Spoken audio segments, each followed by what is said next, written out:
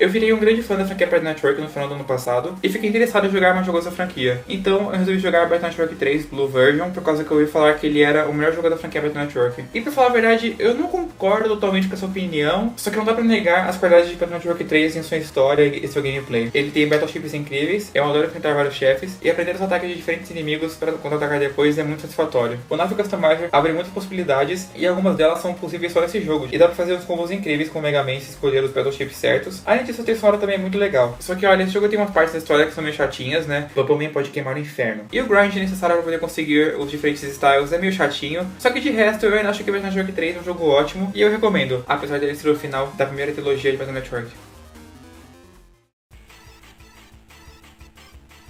Mas é claro que Sonic Battle está nessa lista. Eu continuo adorando esse jogo, mesmo sabendo dos seus problemas. Eu não sou muito fã de jogar jogos de luta em portáteis, né? Só que eu faço uma exceção se o jogo tiver um bom estilo para portátil. E Sonic Battle consegue usar muito bem os 4 botões do Game Boy Advance, e ele tem um estilo de gameplay bem interessante. Eu também gosto da história em grande parte do tempo, e eu adoro os gráficos do jogo e a sua trilha sonora. Eu não mencionarei Club Rouge dessa vez, eu gosto de pensar que eu amadureci desde 2016. Só que mesmo assim, eu reconheço que Sonic Battle não é perfeito. Se alguém tiver vontade de jogar esse jogo, então eu recomendo primeiro pegar algum save da internet, né? E começar no New Game Plus. Já no começo do jogo, quando o Emerald não tem skills, é bem lento. E mesmo se você tem muitas skills, o jogo tem um limite meio irritante. Por isso que eu criei um hack nesse jogo pra poder personalizar o Emerald sem nenhum limite e tudo. E assim, com hack ou sem hack, ainda assim eu acho que o Sonic Battle é um jogo bem divertido.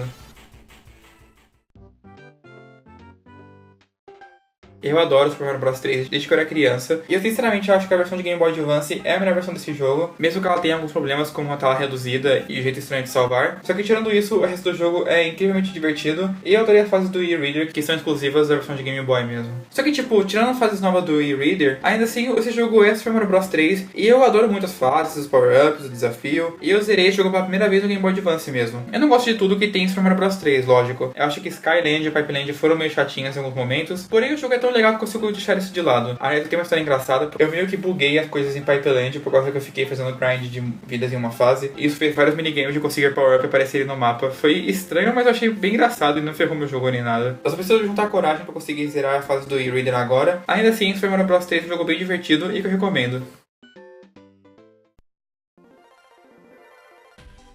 Eu lembro quando eu coloquei esse jogo de forma relutante no meu Easy Flash 4 original, já que aquele cartucho tem um problema no cartão SD e tudo. Só que depois de jogar um pouquinho, eu vi que realmente valeu a pena, porque Astro Boy Omega Factor é muito legal. A Treasure caprichou legal nesse jogo. Eu também adoro as aparições de diferentes personagens do Osamu Tezuka nesse jogo. Eu queria que o Kimba tivesse aparecido de verdade, só que eu ainda gosto dos outros personagens aparecendo nesse jogo e tudo. Me lembra um pouquinho o OVA do Giant Robo. Eu adoro a jogabilidade desse jogo, o combate é insanamente divertido, algumas das lutas de chefes são bem legais e testam muito bem suas habilidades. Eu gostei bastante da história original desse jogo. Ela tem uns momentos que são bem surpreendentes e toda a junção de personagens do Tezuka na mesma história ficou bem interessante. Mesmo não gostando de algumas coisas que o jogo meio que força pra conseguir o melhor final, ainda assim eu adorei Astro Boy Omega Factor do começo ao fim e acho que ele merecia ser mais conhecido.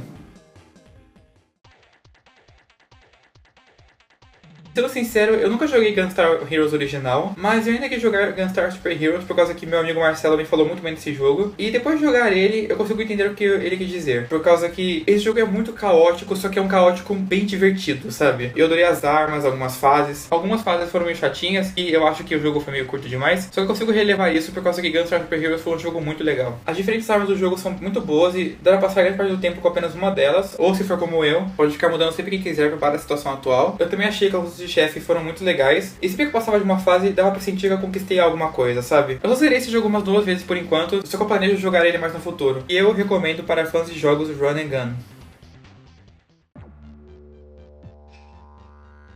Esse jogo foi o primeiro jogo da franquia Metroid que eu joguei, e apesar de ter passado a dificuldade em alguns momentos, ainda assim eu adorei Metroid Fusion, e ele despertou meu interesse na franquia Metroid em geral. E eu até que gosto que Fusion tenha sido o meu primeiro jogo da franquia, já que ele até que é bom para iniciantes, apesar de ser meio difícil. No começo o Fusion causa umas impressões meio estranhas, né, por causa que a Samus começa muito vulnerável, só que depois de pegar vários upgrades dá pra sentir que ela tá ficando mais forte, e eu adoro esse tipo de progressão em Metroidvanias. Metroid Fusion tem uma história bem interessante, com momentos memoráveis, e olha, todos os encontros com a SAX são incrivelmente tensos. E eu também gostei de vários chefes, só que aquela aranha gigante ainda é um saco. Eu até que gosto de como esse jogo é linear, porque assim eu não fico perdido. Eu só não sei se eu recomendo esse jogo para iniciantes por causa da sua dificuldade inicial, só que ainda assim Metroid Fusion é um jogo muito bom.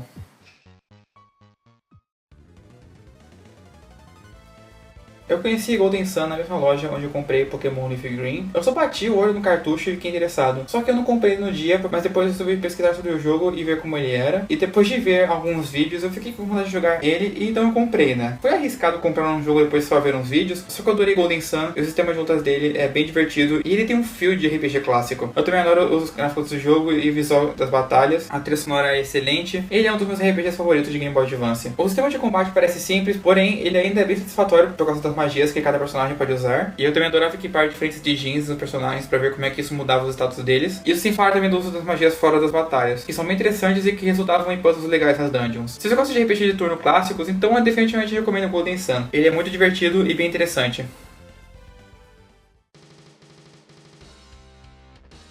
Em Falcon We Trust. Desde 2016 eu joguei vários jogos da franquia F-Zero e até zerei os outros 2 jogos de Game Boy Advance dessa franquia, porém eu ainda considero F-Zero Climax o melhor deles, por causa que o gameplay dele é tão bom. Maximum Velocity tinha regras parecidas com o jogo original de Super Nintendo. Deep Legend acrescentou algumas mudanças, só que ele teve uns probleminhas chatinhos, como bater nas paredes e ficar quicando demais. Só que Climax conseguiu acertar no gameplay, deixando ele bem satisfatório e divertido, e ele é fácil de aprender e difícil na hora de masterizar. Esse jogo também tem um modo de criação de pistas que é bem legal, só que infelizmente só serve pra multiplayer. E pra falar a verdade, eu gosto do único desse jogo por causa que ele tem o pessoal do anime, né? E eu adoro o anime de F-Zero. Os gráficos são bonitos, a trilha sonora tem músicas boas. Só que eu quero falar a verdade, mesmo gostando desse jogo, eu não ia recomendar jogar ele pra poder, tipo, zerar em 100%, por causa que ele é bem difícil umas horas, viu? Só que eu recomendo ainda F-Zero Climax para fãs de jogo de luta. E Nintendo, pelo amor de Falcon, só não dá um jogo novo de F-Zero.